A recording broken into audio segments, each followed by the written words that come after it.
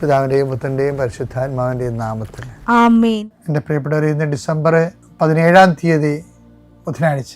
അമ്മേ പരിശുദ്ധ അമ്മേ, അമ്മേ പരിശുദ്ധമേ, ദൈവമാതാവേ, കൃപാസനത്തിലൂടെ ഞങ്ങളുടെ ദേശത്തിനും അമ്മ മധ്യസ്ഥം തേടി തന്ന എല്ലാ അനുഗ്രഹങ്ങൾക്കും കൃപകൾക്കും ഞങ്ങളിപ്പോൾ ഹൃദയം നിറഞ്ഞ നന്ദി പറയുന്നു. അമ്മേ പരിശുദ്ധമേ, ദൈവമാതാവേ, 2004 ഡിസംബർ 7 ഉച്ചകഴിഞ്ഞ് 2:30 കൃപാസനത്തിൽ സംഭവിച്ച അമ്മയുടെ പ്രത്യക്ഷപ്പെടലിനെ കുറിച്ച് തിരുസഭയ്ക്ക് സമർപ്പിച്ചിരിക്കുന്ന പഠനരേഖകളുടെ സഭാത്മകമായ പഠനം ആരംഭിക്കുവാൻ ഞങ്ങൾ പ്രാർത്ഥിക്കുന്നു. അമ്മേ പരിശുദ്ധമേ, ഭൂസ്വർലോകങ്ങളുടെ രാജ്ഞിയായ അങ്ങേയ്ക്ക് ഭൗമസംരക്ഷണത്തിനായി പ്രപഞ്ചപ്രകൃതിയെ തന്നെ തിരുസഭ പ്രതിഷ്ഠിക്കുവാൻ ഈ പ്രത്യക്ഷീകരണം വഴി ഇടയാക്കണമേ. പരിശുദ്ധമേ, ജപമാല മാതാവേ, സകല കൃപാസനം പ്രാർത്ഥനയോടും ചേർത്ത് ഞങ്ങളിപ്പോൾ പ്രാർത്ഥിക്കുന്ന ഈ കുടുംബത്തിന്റെ പ്രത്യേക നിയോഗം പറ മക്കളെ.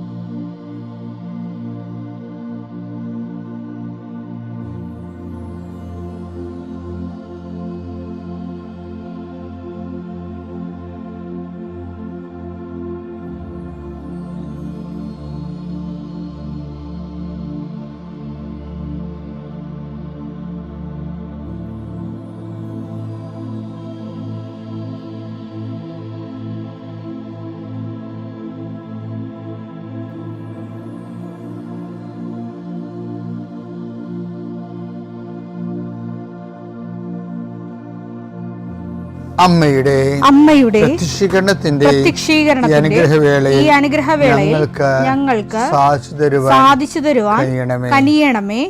ആമേൻ. വിശ്വാസ പ്രമാണം. സർവശക്തനായ പിതാവും ആകാശത്തിന്റെയും ഭൂമിയുടെയും സൃഷ്ടാവുമായ ദൈവത്തിൽ ഞാൻ വിശ്വസിക്കുന്നു.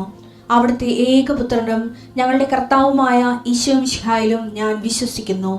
ഈ പുത്രൻ പരിശുദ്ധാത്മാവിനാൽ ഗർഭസ്ഥനായി കന്യകാമറിയത്തിൽ നിന്ന് പിറന്ന് പൊന്തിയോസ് പീലാത്തോസിന്റെ കാലത്ത് പീഡകൾ സഹിച്ച് കുരിശിൽ തറയ്ക്കപ്പെട്ട് മരിച്ച് അടക്കപ്പെട്ട് പാതാളങ്ങളിൽ ഇറങ്ങി മരിച്ചവരുടെ ഇടയിൽ നിന്ന് 3-ാം നാൾ ഉയർത്ത് സ്വർഗത്തിലേക്ക് എഴുന്നള്ളി സർവശക്തിയുള്ള പിതാവായ ദൈവത്തിന്റെ വലതുഭാഗത്തിരിക്കുന്നു. അവിടെ നിന്ന് ജീവിക്കുന്നവരെയും മരിച്ചവരെയും വിധിക്കുവാൻ വരുമെന്നും ഞാൻ വിശ്വസിക്കുന്നു. പരിശുദ്ധാത്മാവിലും ഞാൻ വിശ്വസിക്കുന്നു.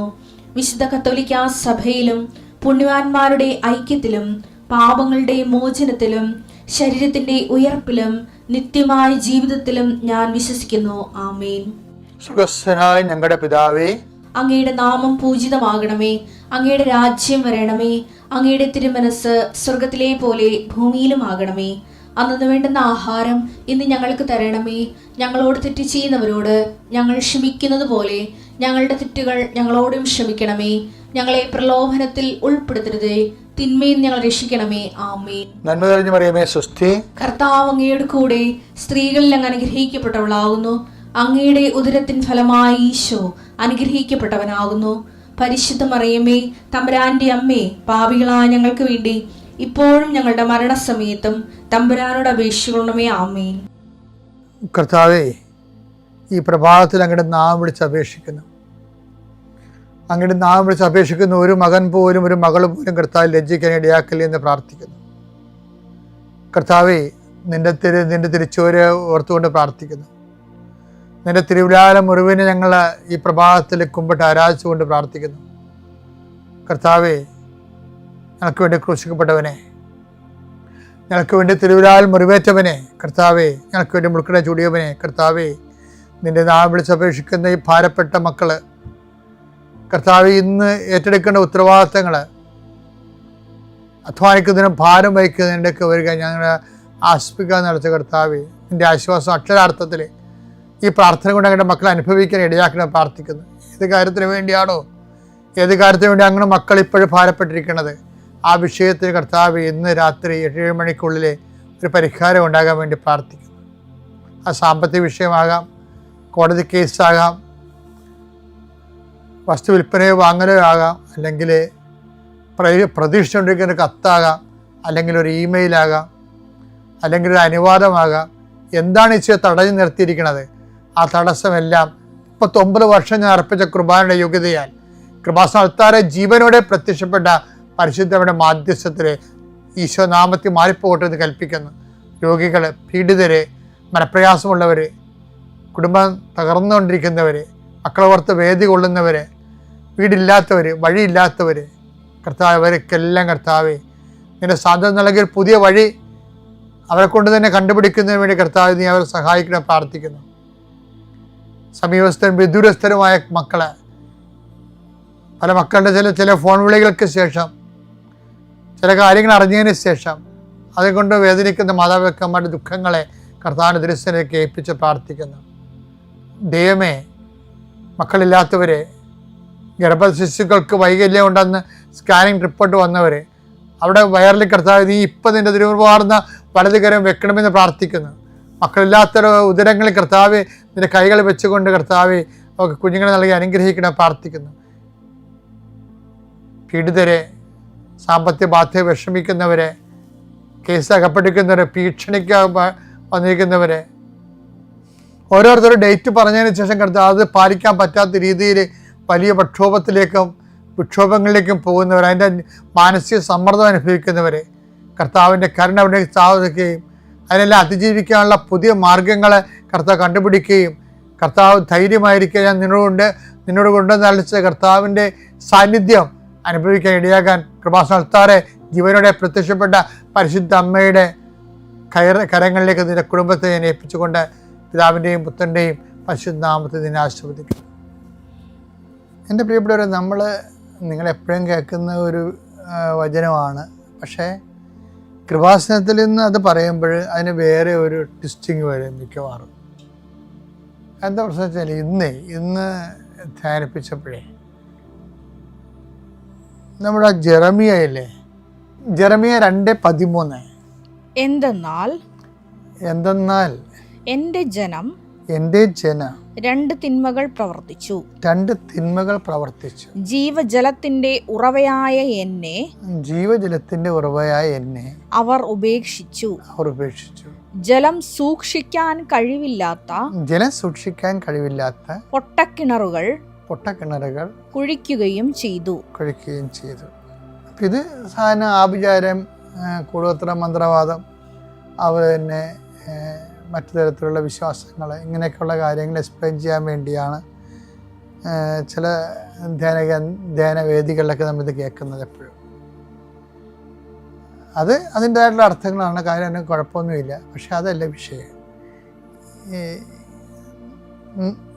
നമ്മൾ പൊട്ടക്കിണറെ കുഴിക്കുന്നതല്ല പ്രശ്നം. അതായത് ഇതെല്ലാം ഈ നമ്മുടെ ഒന്നാമത്തെ കൽപ്പനയുമായിട്ട് ലിങ്ക്ഡാണ്. ഒന്നാമത്തെ കൽപ്പന എന്താ? പുറപ്പാട് 20:2 അടിമത്തത്തിന്റെ ഭവനമായ ഈജിപ്തിൽ നിന്ന് നിന്നെ പുറത്തു കൊണ്ടുവന്ന ഞാനാണ് നിന്റെ ദൈവമായ കർത്താവ്. ഞാനല്ലാതെ വേറെ ദേവന്മാർ നിനക്കുണ്ടാകരുത്. ഇതുമായിട്ട് ലിങ്ക്ഡാണ്. ഏത്? നേരത്തെ പറഞ്ഞ ജെറമിയ 2:13 എന്താണ്? ജീവന്റെ ഉറവയായി എന്നെ അവർ ഉപേക്ഷിച്ചു, പകരം പൊട്ടക്കിണറുകൾ കുഴിച്ചു. ഇത് ഒരു ജന്മം ധ്യാനിക്കാനുണ്ട വിഷയമാണ്. കാര്യം ഇതിനകത്ത് വരുന്ന ഒരു ഏറ്റവും വലിയ പ്രോബ്ലം, ഈ പകരം, ദൈവത്തിന് പകരം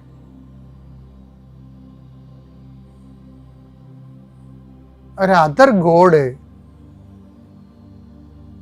എപ്പോഴും ഇങ്ങനൊരു നിഴല് പോലെ നമ്മൾ ഫോളോ ചെയ്യുന്ന ഒരാളാണ് അതർ ഗോഡ്. അതർ ഗോഡ് എന്ന് പറയുമ്പോൾ ദൈവത്തെ നമ്മൾ അവോയ്ഡ് ചെയ്യുന്ന, ദൈവത്തെ അവോയ്ഡ് ചെയ്യുന്ന സിമ്പിളാണ്. ദൈവവചനം അവോയ്ഡ് ചെയ്യുമ്പോൾ ദൈവത്തെ അവോയ്ഡ് ചെയ്യുന്നതിന് തുല്യമാണ്. ഞാൻ ചില സമയത്ത് ഓർക്കുകയും, ദൈവം എന്തോ ഒരു കരുണയുള്ള ആളാണ്. ദൈവത്തിൻ്റെ കരുണയിലാണ് നമ്മൾ ജീവിച്ചിരിക്കുന്നത് മുഴുവനും. കാര്യം ദൈവത്തിൻ്റെ വചനങ്ങൾ മിക്ക വചനങ്ങളും തന്നെ സിമ്പിളാണ്. വചനങ്ങൾ സിമ്പിളാണ്. കർത്താവ് പറഞ്ഞിട്ടുണ്ട്, എൻ്റെ വചനം മത്തായി 11:30, എന്തെന്നാൽ എന്റെ നുകം വഹിക്കാൻ എളുപ്പമുള്ളതും എന്റെ നുകം വഹിക്കാൻ എളുപ്പമുള്ളതും ചുമട് ഭാരം കുറഞ്ഞതുമാണ്. ചുമട് ഭാരം കുറഞ്ഞതുമാണ്. അപ്പൊ കർത്താവിൻ്റെ കാലത്ത് യഹൂദന്മാരുടെ ജൂഡൈക് ലൈഫില്ലേ, ഭാരം കൂടിയതായിരുന്നു. അതാണ് ഈശോ അങ്ങനെ പറയണത്. ജൂഡൈക് യഹൂദന്മാരുടെ ജീവിത രീതികളും പിന്നെ ഈ റബികൾ ദൈവത്തിൻ്റെ കൽപ്പനകൾ തന്നെ ഓരോരുത്തരും വ്യാഖ്യാനിച്ച് അത് വചനം പാലിക്കാൻ പറ്റാത്ത അവസ്ഥ കൊണ്ടുപോയായിരുന്നു. അങ്ങനെ ഈശോ അത് പറയുന്നുണ്ട്, നിങ്ങൾ ദുർവാഹമായ ചുവടുകളെ. മത്തായി 23:4 അവർ ഭാരമുള്ള ചുമടുകൾ മനുഷ്യരുടെ ചുമലിൽ വെച്ചു കൊടുക്കുന്നു. സഹായിക്കാൻ ചെറുവിരൽ അനക്കാൻ പോലും തയ്യാറാകുന്നുമില്ല. റബിനിക് ലോ അതിൻ്റെ ഇൻ്റർപ്രിട്ടേഷൻസും ആചാരാനുഷ്ഠാനങ്ങളും എല്ലാം ഓരോരോ കാലം തോറും ജീവിക്കാൻ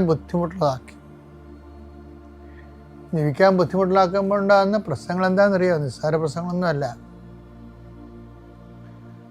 തന്ത്രപരമായിട്ട് ഒരു ദൈവ സംവിധാനത്തിനെ ഒരു പറ്റം ആൾക്കാർ ഹൈജാക്ക് ചെയ്യണതാണ് കാണുന്നത്. വെച്ചാൽ ഒരു മതത്തിൻ്റെ സത്യങ്ങളെ എന്തുമാത്രം സങ്കീർണമാക്കുന്നുവോ അപ്പോഴതനുസരിച്ചുകൊണ്ട് ഒരു പണിയില്ലാതെ ഇത് മാത്രം നോക്കിക്കൊണ്ടിരിക്കുന്ന ജീവിതവുമായിട്ട് മൽപ്പിടുത്തം നടത്തേണ്ടി വരാതെ ജീവിക്കുന്ന ആൾക്കാരില്ലേ, അവരെ സംബന്ധിച്ചിടത്തോളം മാത്രമേ വചനം പാലിക്കാൻ പറ്റത്തുള്ളൂ എന്നുള്ള സാഹചര്യം ഉണ്ടാകും.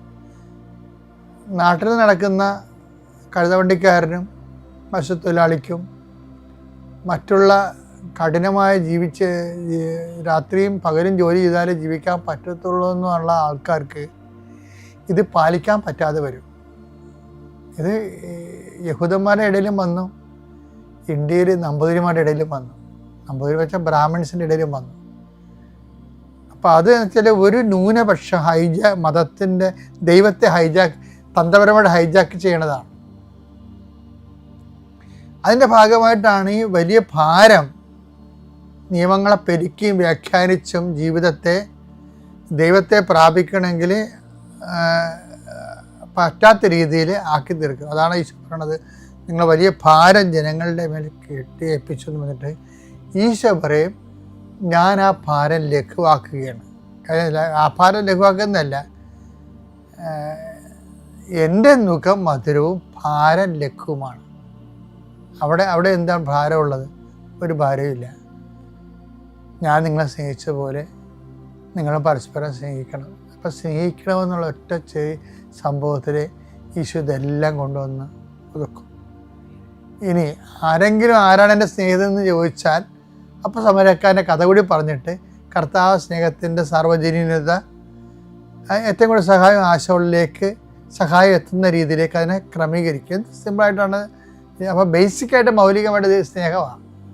അതുകൊണ്ട് ഈ മാർപ്പാപ്പമാരൊക്കെ കരുണയെക്കുറിച്ച് പറയുന്നതിൻ്റെ കാരണം ശരിക്കും പറഞ്ഞാൽ സ്നേഹത്തിൻ്റെ തന്നെ ഏറ്റവും ഉദാത്തമായ രൂപമാണ്. കാര്യം സ്നേഹം എന്ന് പറയുമ്പോൾ നമുക്ക് ഈ കരുണയ്ക്കും സ്നേഹത്തിനും തമ്മിലുള്ള ഒരു വ്യത്യാസം എന്ന് പറയുന്നത്, കരുണ നമ്മൾ ഒന്നും പ്രതീക്ഷിക്കാതെ പൂർണ്ണമായിട്ട് അങ്ങോട്ട് കാണിക്കണതാണ്. അതിൻ്റെ അകത്ത് ഒന്നുമില്ല പ്രതീക്ഷിക്കാൻ. ആ ദൈവം നമ്മോട് കാണിച്ചതാണ്.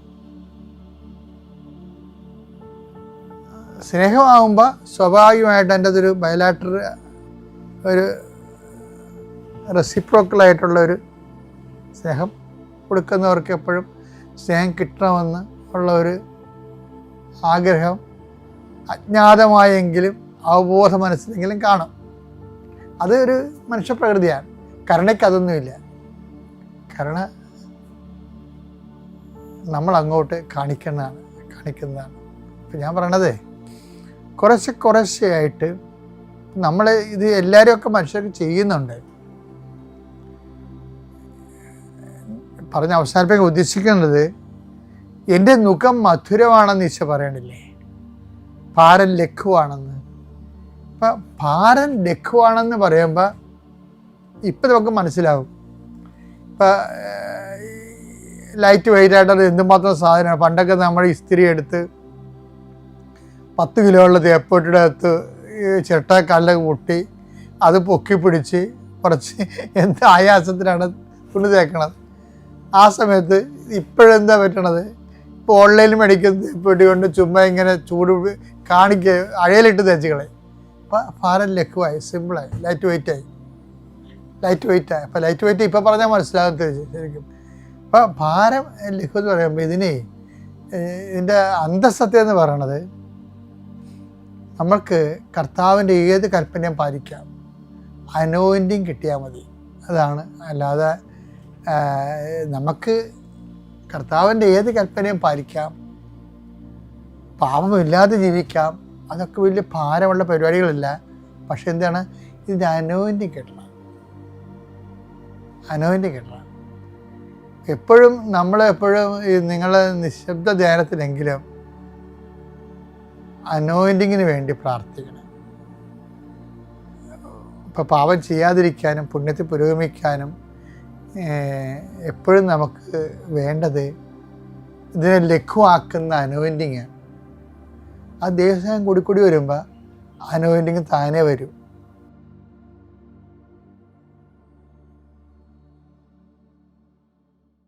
അത്യപൂർവ ദൈവാനുഭവങ്ങൾ ഇനി നിങ്ങൾക്കും സ്വന്തം.